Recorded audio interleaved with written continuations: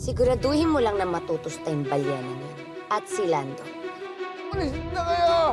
Ako na bahala. Asan ba niya? Sila nga pumasok sa bahay ni Sintayo.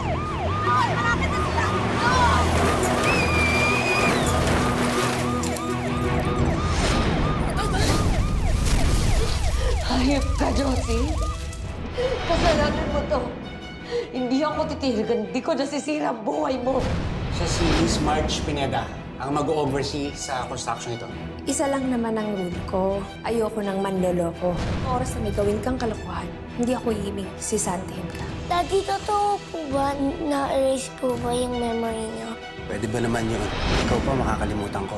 So wala kang amnesia? Secret nga lang natin, ha? Basta huwag mo sasabihin sa mami mo, okay?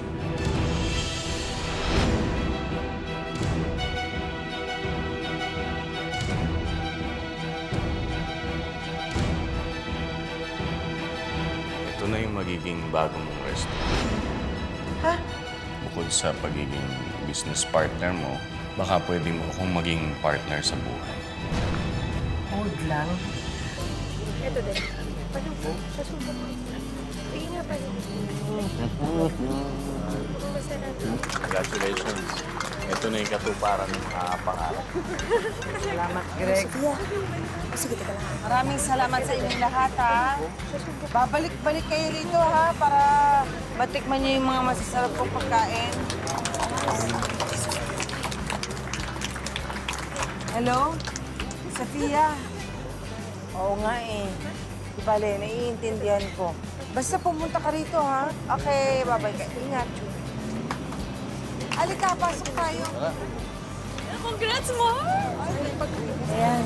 Sige, sige, tuloy kayo. Tuloy kayo. Tuloy, ayan. Ayun! Taas mo, ate, taas mo. Banda doon, banda doon.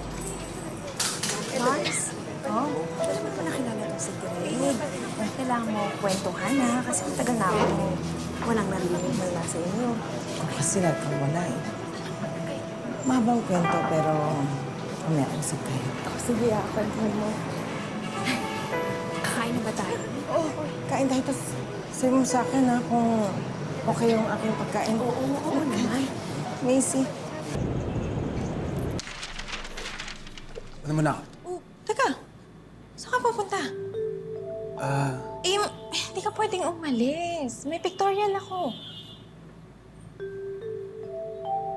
Okay lang naman, di ba? Kasi may pasok naman si Thor. Wala. Ano ka ba? Wala siyang pasok. Holiday ngayon eh. Alam mo, may amnesia ka talaga eh. Di ba pwede yung PA mo magbantay kay Thor? Iiwan mo yung anak natin sa PA? Sige. Sabi ko nga ako na. Hindi na ako alis. Pero kung gusto mo, isama mo na lang si Thor sa lakad. Para naman makapag-bonding din kayo. Diba? Sige. Sama ko na lang siya. Okay, sige, sige. Thor? Thor, sabihin mo kung saan kayo pupunta ni Daddy, ha? Okay? Sige. Ano na ako, ha? Ingat. Okay, bye. Ingat ka. Mwah.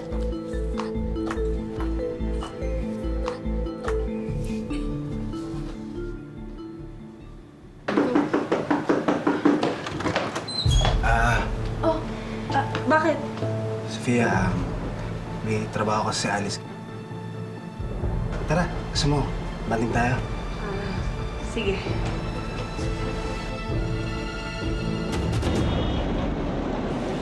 Robert Cordelia. Sir. Oh, Carmaro. Hindi ko sa... Salamat. Pineda Carlo. Marge. Marge. Marge. Ito. Mapo ka muna. Marge, mapo ka muna. Ano, okay ka lang? Gusto mo ba ng tubig? O gusto mo, dalhin kita sa klinik? Hindi na. Sobrang init lang talaga sa side kanina. Alalayan na kita. Kaloy, bakit pa ang bait mo sa akin? Bakit naman hindi?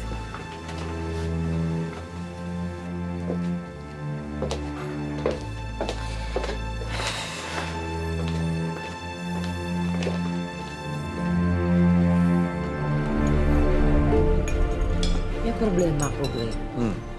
Kasi hanggang ngayon, hindi ko pa rin nasasabi kila Tim at Macy na hindi ko pa rin napapatawad si Lando. Huwag ka mag-alala.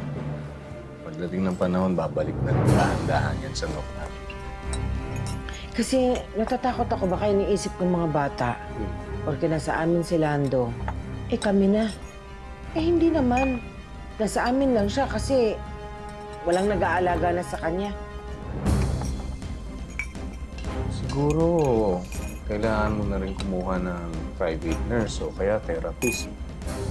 Dagdag gastos pa yun, pero mukhang okay kasi kailangan eh.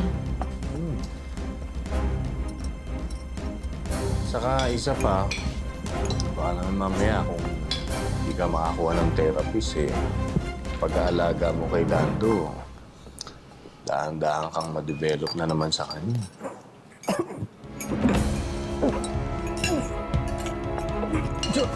Josie! Josie, bakit? Bakit? Ano nangyari? Bakit? Ano nangyari sa'yo? Josie! Teka, ako. Teka! Josie! Okay ka lang? Oo. Miss ko naman yung ginawa mo. Salamat, ha? Ano, okay ka na? Okay, okay na. Na-choke ako. Grabe.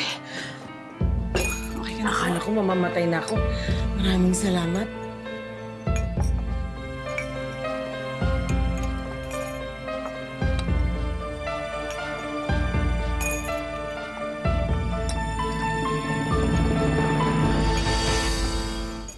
Yung o-orderin mo, libre na. Kasi I own this restaurant. Thank you, oo. Salamat. At saka kung meron ka pang mga kaibigan, bumalik lang kayo dito. At bibigyan ko kayo ng discount. Isama mo yung mga katrabaho mo ba? O, sige ho. Aayain ko yung mga katrabaho ko sa therapy clinic. Thank you. Therapist ka? Opo. Ba, tingnan mo nga naman ang pagkakataon. Tama-tama. Kailangan ko kasi. Kasi yung asawa ko, hindi siya, na-stroke. Baka may kilala ka sa katrabaho mo na nangangailangan ng trabaho, kukunin ko agad. Kung gusto niyo, ako na lang. Total, kaka-rehabilitate ko lang dun sa isang estudyante ko. Libre ka? Opo, pwede ako. O di sige. Pwedeng makuha yung number mo? Sige ho, kunin ko lang. Teka lang, ha? Salamat ulit. Ano nang ang pangalan mo? Ako pala si Isabel. Sabel. Okay. Number.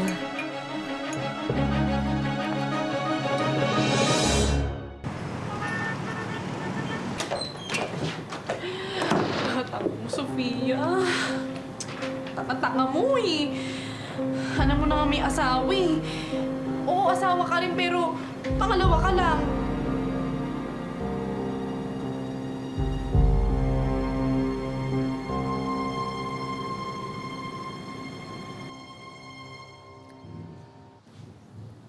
Siya si Sabel.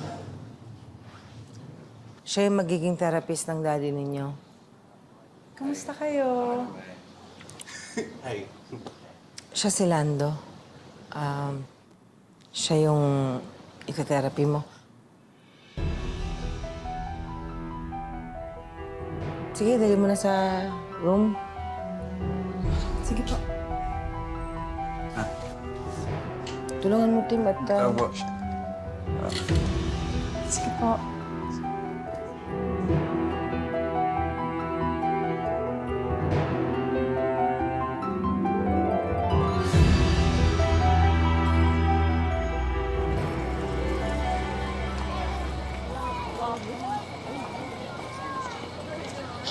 Ronnie, nasa akin na ito, diba? Ito, sumangalan ko. Payag ko na yan,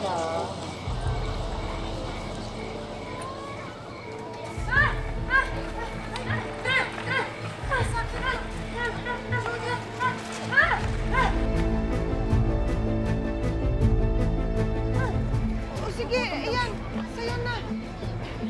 Ipagtira mo na lang ako ng dalawa bukas, ha? Sige. Bukas Bukas pagtatabi ko lang kita. babayaran. Ba't di ka kumakain? O ayan, restaurant yan. Maraming pagkain dyan.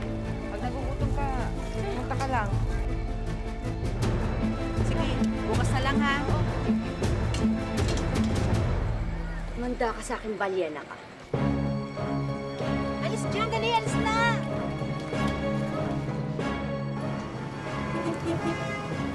Ang kapal talaga ng mukha ng balyena niya. Kung makatingin siya sa akin, akala niya ako yung laman dagat. Manda siya sa akin. Dahil kapag gumaling tong mukhang to, tingnan natin kung sino mas maganda sa amin. Bes, hindi ka ba niya namukhaan? I mean, hindi ka man lang ba niya nakilala? Hindi nga ako nagsalita para hindi niya ako maposesan. Di bale, magagamit ko ang katangahan ng balyena niya para sa paghihiganti ko sa kanya.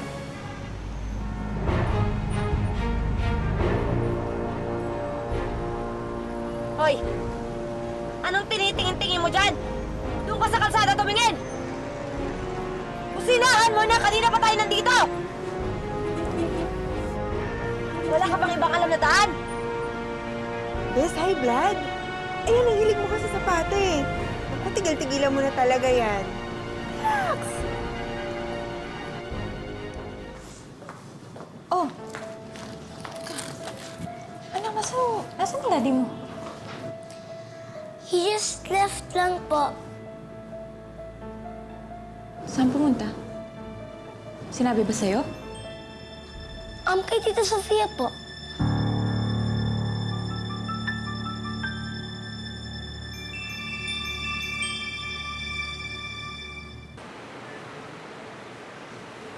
Ay, miss.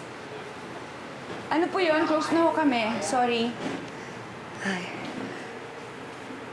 Hinahanap ko po si Miss Josie Magpayo. Si Ate Josie, wala ho siya ngayon eh. Baka ako, pwede kitang tulungan. Ano ba yun?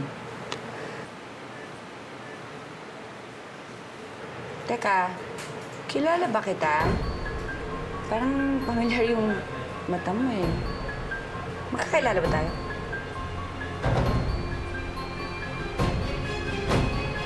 Hindi po, ma'am.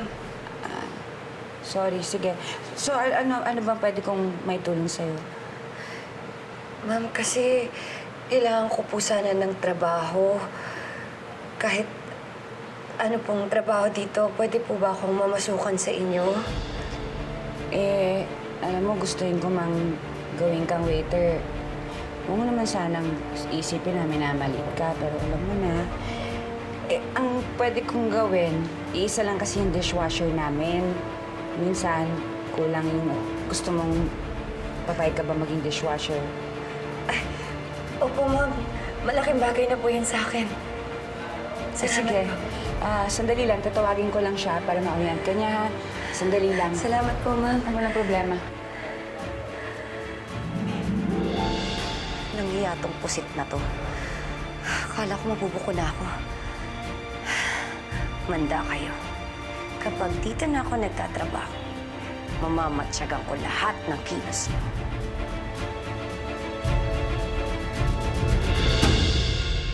Lika, pasok ka na sa loob, sa kusina. Ay, sige po, ma'am. Tessa? Tessa? Ate Josie! Sino yun? Ay, hindi. Kasi kumuha na ako ng additional na dishwasher. Kasi di ba dumadami na yung customer natin. Balik na ako. Sige.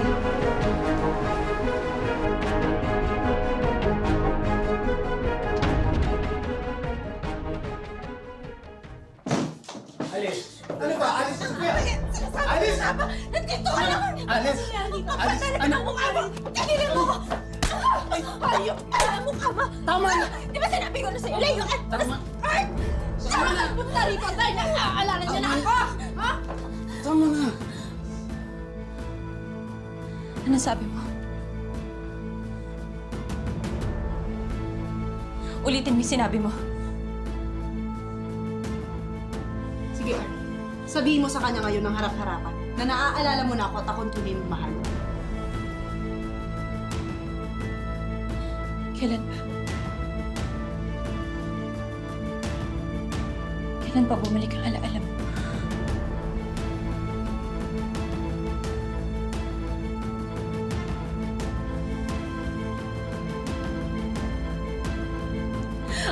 Art, ano ba? Totoo ba? Bumalik na ba yung alaala mo?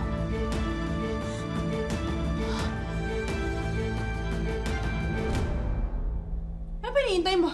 Sabihin mo yung totoo.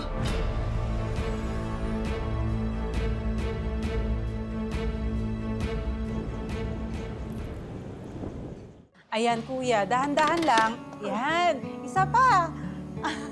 Sige pa, Nando. Isa pa. Dahan-dahan. Dahan-dahan. Ayan.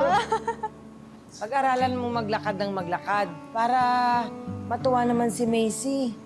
Hindi yung lag ka nakaupo. Galing mo na, sir. Ano, isa pa? Yan. Isa pa. Ayan. Josie? Oh, Greg!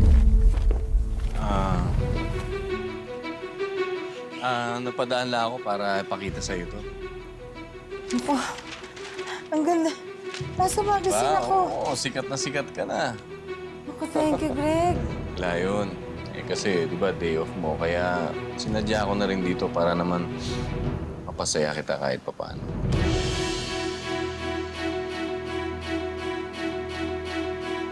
Talagang napasaya mo ako. Biruin mo na sa magazine ako. Pero sana hindi mo na dinala dito. Abala pa. Okay lang yun. Dinala ko lang yun. Hindi na rin ako magtatagal. Sige. Nando. Ay, hatid na kita. Ang ganda nito. Bibili ako ng maraming kopya nito.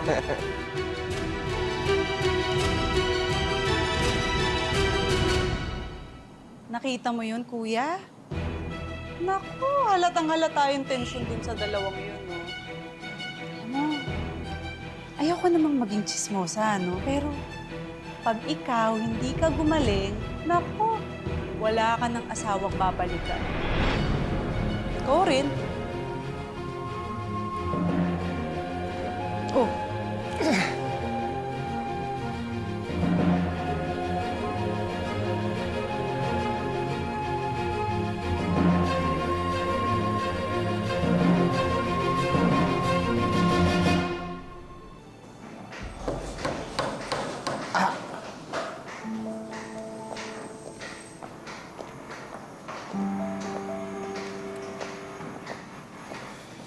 Taloy, oh. Basa mo muna yan, tapos... Salamat. Kaya pala excited na excited kang pumasok dito dahil kasama mo pala siya dito. Christina, hindi ko naman alam na siya yung boss ko dito eh. Kaloy! Niloloko mo na naman ba ako? Nagsisinungaling ka na naman ba? Sandali lang ah. Ayoko ng gulo, ate. Ate? Huwag mo akong maate-ate. Di ba matagal mo na tinalikuran kapatid mo ko? Oo. Simula nung inahas mo yung asawa ko.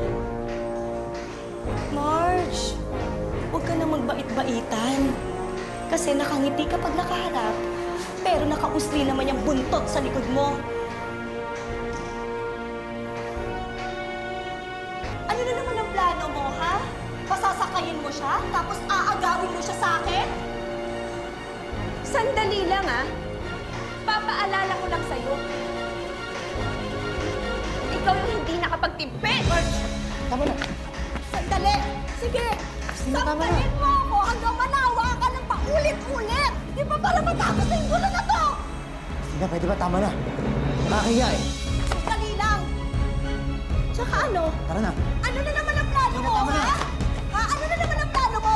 Dahil hindi na kita uurungan! Tara na. Lalaban na ako, Marge! Lalaban na ako! Christina, tara na. Kuya, inumin mo na tong gamot mo.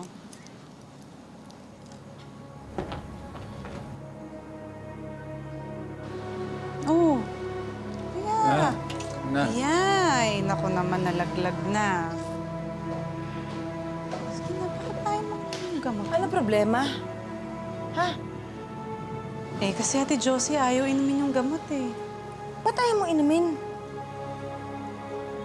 Ang Ano ba kinikim-kim mo dyan? Sabihin mo nga.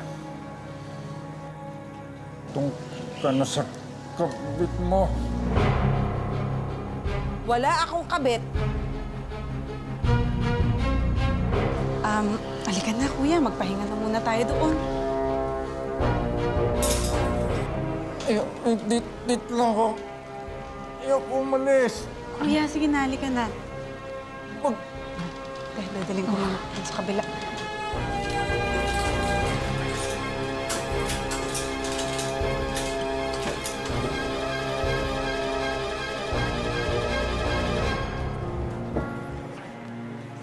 Marge, Kaloy, ayoko ng gulo. Marge, sorry ah. Hindi ko naman alam na pupunta doon si Christina.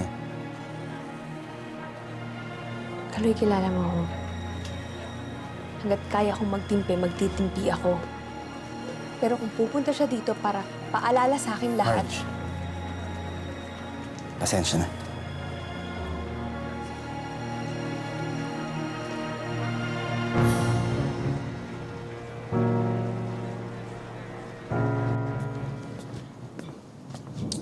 Pasensya ka na, ha?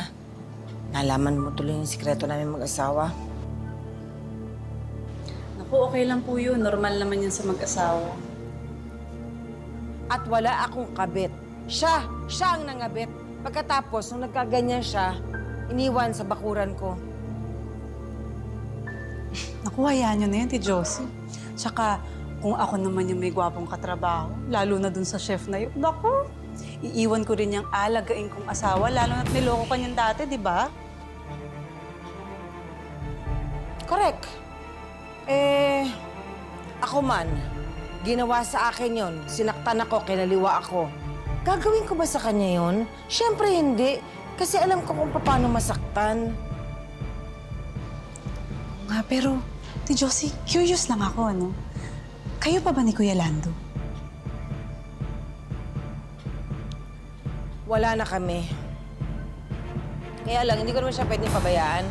Kasi, tatay siya ng mga anak ko. Oh, edi yun naman pala. Edi pwedeng-pwede kang tumingin ng mga ibang lalaki. Lalo na't niloko ka niya dati. Remember, yung mga cheater na yan, cheater yan all the time. Oo nga.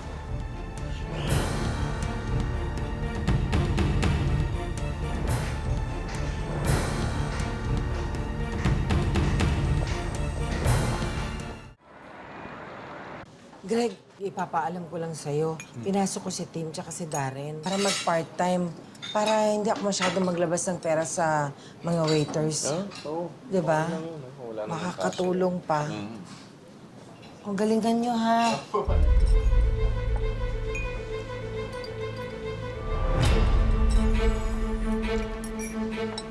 Ay, hindi ko nabanggit. Oh. Kasi nagmakaawa. Naawa naman ako. Alam mo naman ako.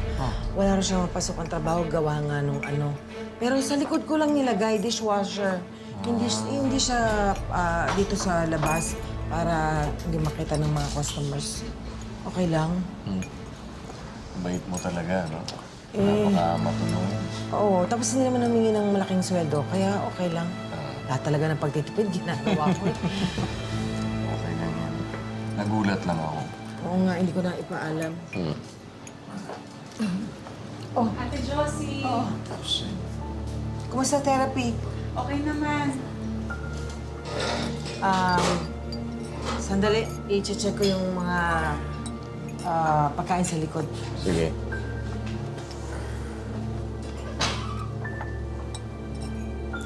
Iwan ko muna kayo.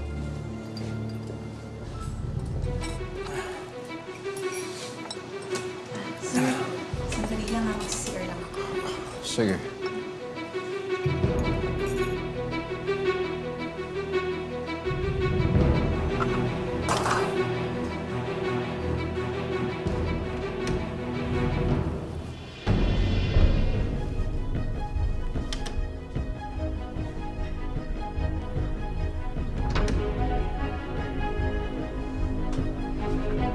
Anong ginagawa mo dito, Yvette? Naiinip kasi ako. Kaya nandito ako. Di ba ang usapan natin, lalayo ka muna kila Josie. Ako muna ang gagalaw para makaganti tayo sa ginawa nila kay Kuya Raul. Okay yan. Nasa bahay ka. Ako nandito sa restaurant. Nakaset ang laro. Kailangan na lang natin patumbay ng balyena niya.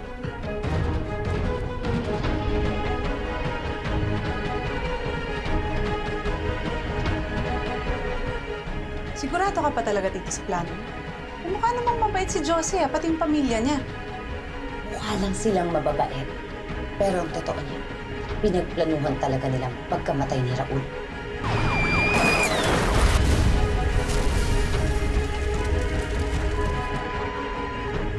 Sabel, magkasama pa sana tayo ng kapatid mo ngayon. Teka, kung sabihin kayo mabagal kang kumilos dahil naaawa ka sa kanila. Hindi totoo yan. Nag-iisip lang ako kung paano yung galaw na gagawin ko. Saka ako kikilos. Kaya huwag kang atat, Yvette. Sabel, mahal na mahal ko ang kapatid mo. At sana magkasama pa kami ngayon kung hindi dahil sa balyenang yun.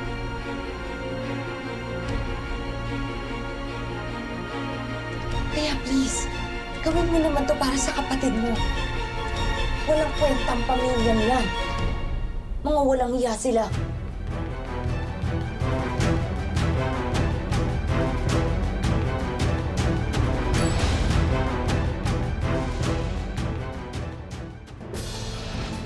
Parang gusto kong magdagdag ng mga panibagong drinks. Ito, may ginawa ako. Ano nangyari? Bakit buhay pa si Josie? Nabulilyaso nga yung plano ko. Gusto ka na? Okay na ako. Sorry ah. Huwag ka magsusorry. Hindi naman ikaw lang naglason sa akin. Ano na naman yung ginagawa niyo?